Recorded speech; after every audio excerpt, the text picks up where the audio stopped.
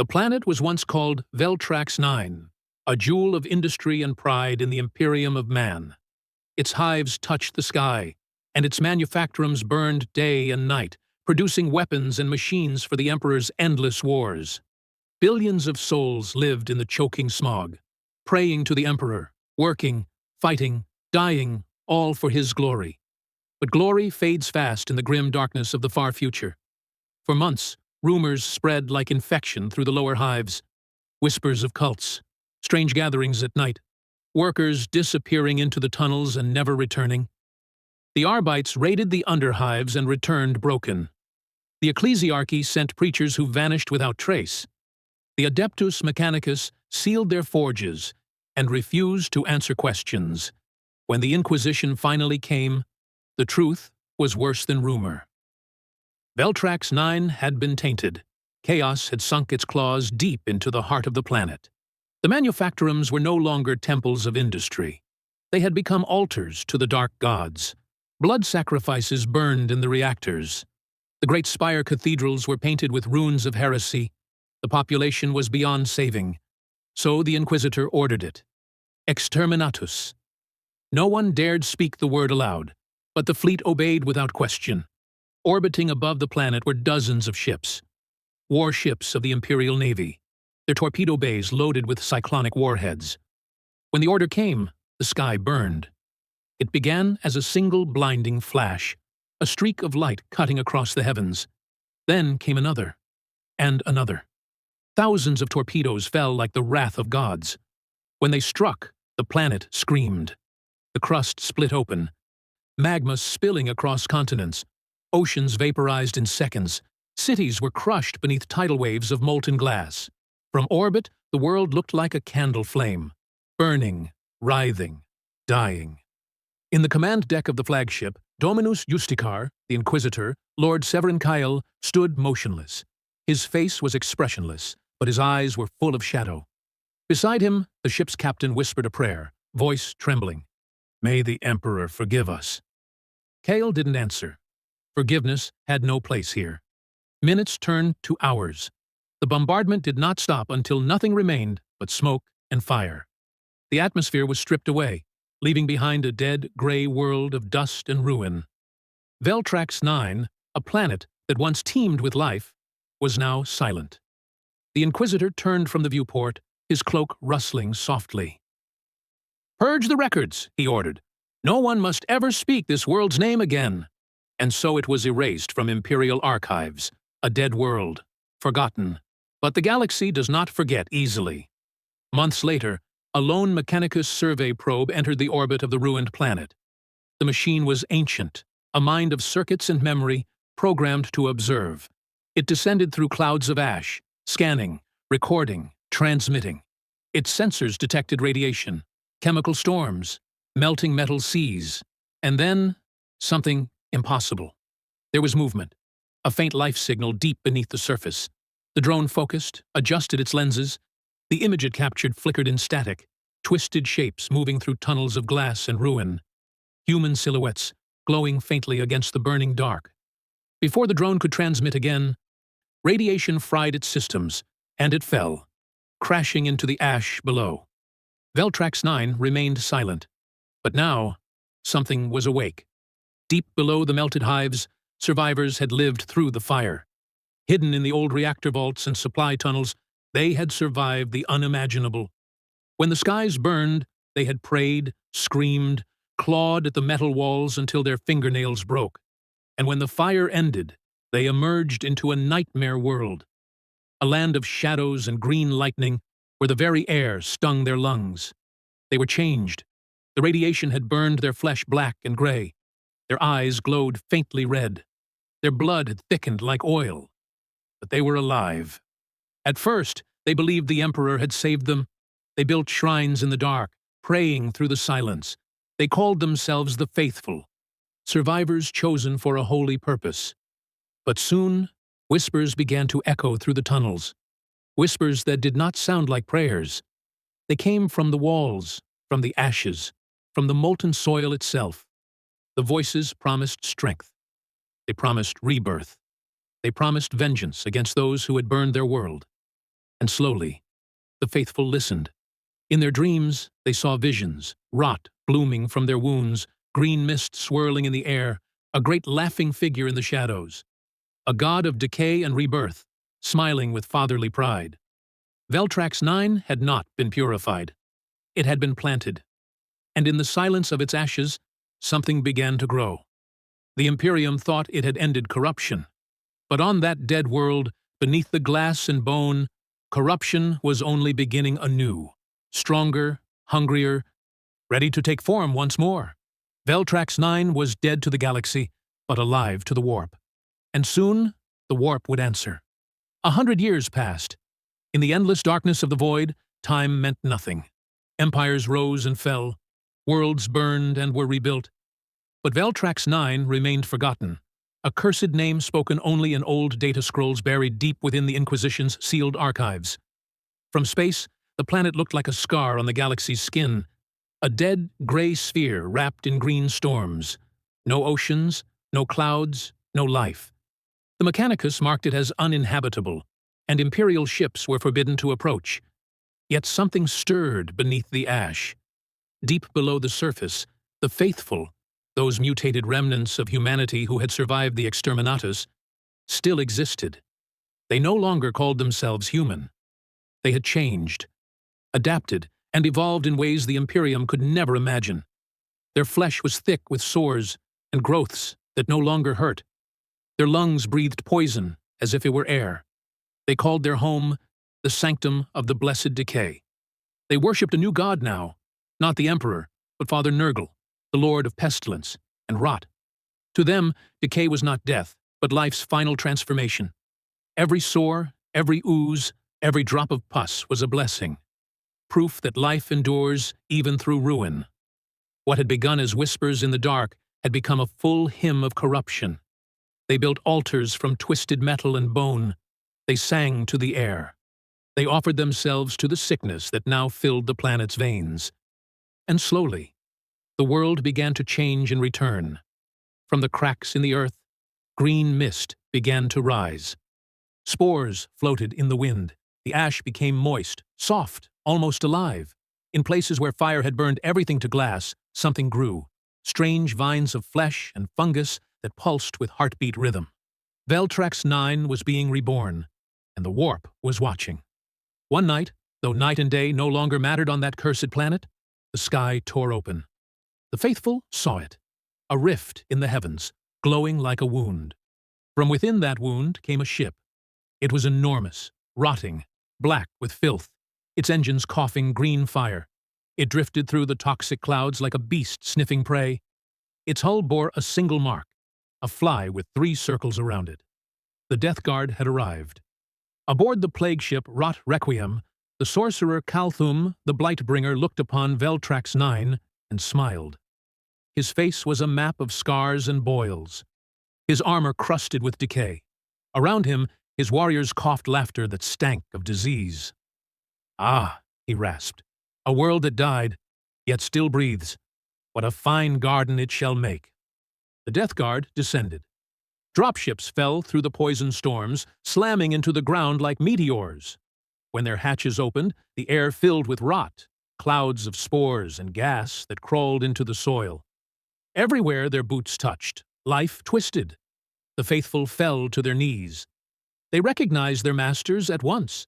The rotting warriors were the holy angels their dreams had promised, servants of the Great Father himself. They bowed, wept, and offered their diseased hands in worship. Calthum raised his staff, its tip oozing green light.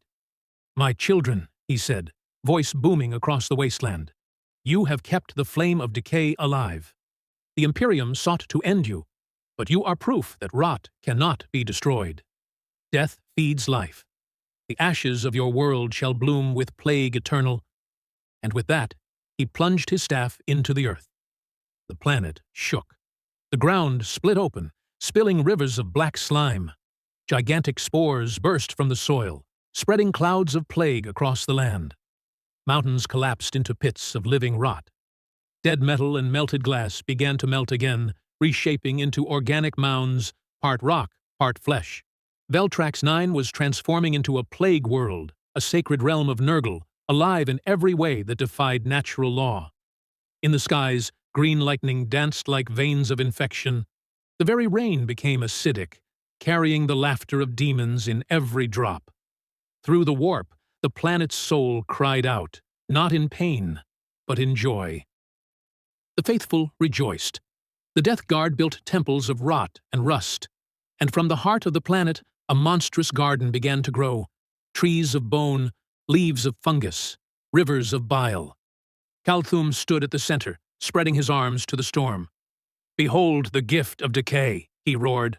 "Let the galaxy know that the Emperor's fire cannot cleanse what belongs to Nurgle.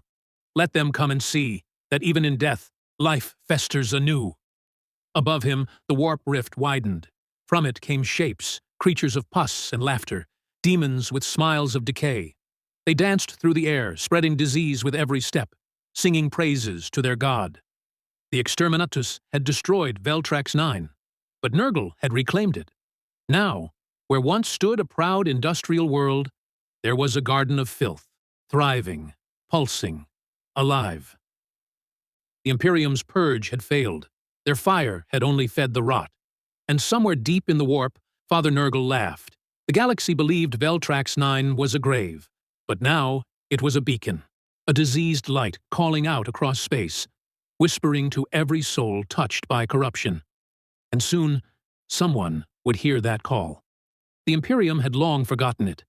A dead world erased from star charts, struck from record, sealed beneath the ink of bureaucracy. But in the endless silence of the void, nothing remains forgotten forever. It began with a whisper, a transmission, faint, distorted, repeating endlessly through the void. "This is Veltrax 9. We are loyal to the Emperor. We are loyal." The message was impossible. Veltrax 9 had no atmosphere, no comm relays, no life. And yet, the signal persisted. It reached the fringes of Imperial space, caught by a passing rogue trader vessel, the Eternum Star. The ship's captain, Lucian Voran, was a man ruled by greed and curiosity, the two greatest weaknesses of mankind. When his astropath reported the signal's origin, he smiled. "Veltrax 9, he murmured. "A dead world. No patrols. No claims. If something down there is still broadcasting, it's worth a fortune." His crew begged him not to go. They had heard the old stories of worlds purged by the Inquisition, cursed and haunted forever. But Lucian only laughed. "Superstition," he said. "The Imperium burns worlds all the time. It's just rock and ruin." So they changed course. As the Eternum Star approached the planet, its hull sensors went mad. Radiation spikes, biological readings, energy signatures that defied understanding. From the bridge, Lucian gazed upon Veltrax 9. The world that should have been ash and glass was now green, sickly green. Vast clouds of spores wrapped the atmosphere like fog. Below, the land pulsed, not with life, but with movement. Forests of bone stretched across continents. Mountains oozed slime. Rivers of black fluid carved paths through the earth like veins. Lucian whispered, "Emperor, save us." They descended anyway. Their shuttle broke through the clouds, and what they saw defied sanity. Structures once made of steel and stone were now alive. The ruins of hive cities had fused into grotesque cathedrals of flesh, pulsating with heartbeat rhythm. Gigantic flies the size of tanks swarmed the skies, their wings humming hymns of plague. The air itself seemed to breathe. When the shuttle landed, the ground shuddered, soft, wet, as if stepping on the skin of something enormous beneath. The crew moved forward, weapons ready. The silence was heavy, broken only by the faint hum of distant chanting. Then they saw them. Figures moving in the mist, twisted, bloated shapes wearing the rusted remains of Imperial uniforms. Their faces were half rotten, yet smiling. Their armor bore the sigils of the faithful. They approached slowly, hands raised. "Welcome, brothers," one rasped, voice gurgling like fluid. "You have come home." Lucian stepped back, aiming his weapon. "Identify yourselves." The creature laughed, thick pus dripping from its mouth. "We are the faithful, the children of Veltrax. The Emperor's fire could not destroy us. And now we serve the only true Father." From the shadows came others, hundreds of them, moving as one, chanting in low, bubbling voices. The smell was unbearable. The ground began to shake as something massive stirred below. Lucian shouted for retreat, but before the crew could run, the earth split open. A colossal figure rose from the slime, a demon of Nurgle, vast and bloated, its body covered in sores that oozed green fire. Chains of melted metal hung from its limbs. Eyes the size of gunships blinked open, filled with cruel delight. It spoke, not with sound, but with rot that vibrated in their minds. "Mortals, you burn what you do not understand. Yet even your fire feeds my garden." Lucian screamed for evacuation. The shuttle lifted, barely, but the air was alive. Flies swarmed in clouds so thick they choked the engines. The crew's skin blistered. Flesh melted from bone. The ship disintegrated before it reached orbit, falling back into the living world below. Their screams echoed through the planet's valleys of decay for a moment, and then they were gone. Weeks later, Imperial listening posts picked up the same message again. "This is Veltrax 9. We are loyal to the Emperor." But this time the voice was distorted, wet, gurgling, layered with whispers. And beneath it, faint but unmistakable, was laughter. The Inquisition reopened the files. Lord Severin Cale, now old, half-machine, listened in silence. He remembered the fire, the screams, the Exterminatus. "How?" he whispered. "How can rot live after the Emperor's judgment?" The answer came from the shadows of his chamber, spoken by another Inquisitor. "It lives," the man said quietly, "because death itself obeys the warp. And the warp obeys nothing." Kyle ordered a new fleet to be prepared, a second Exterminatus. This time, they would not use cyclonic torpedoes. They would call upon the Ordo Malleus, the Grey Knights, and purify the planet from existence itself. But even as they made plans, the message spread across the Vox networks, through the warp, carried like infection. The name Veltrax 9 was spoken once more, and every time it was spoken, something laughed in the void. When the second fleet finally arrived, Veltrax 9 was gone. Only a green mist remained, a nebula that pulsed with faint life, whispering softly in the dark. And if you listened closely, through the static and the storm, you could still hear it. "This is Veltrax 9. We are loyal to the Emperor." Then the laughter followed. Soft, endless, triumphant. Because in the grim darkness of the far future, there is no true death, only transformation, and even the ashes remember. In the grim darkness of the far future, stories like this are never truly over. If you want to explore more forgotten worlds and dark legends of Warhammer 40K, don't just scroll away. Hit that like button, subscribe, and turn on the notification bell so you never miss the next haunting tale. The Emperor protects, or does he?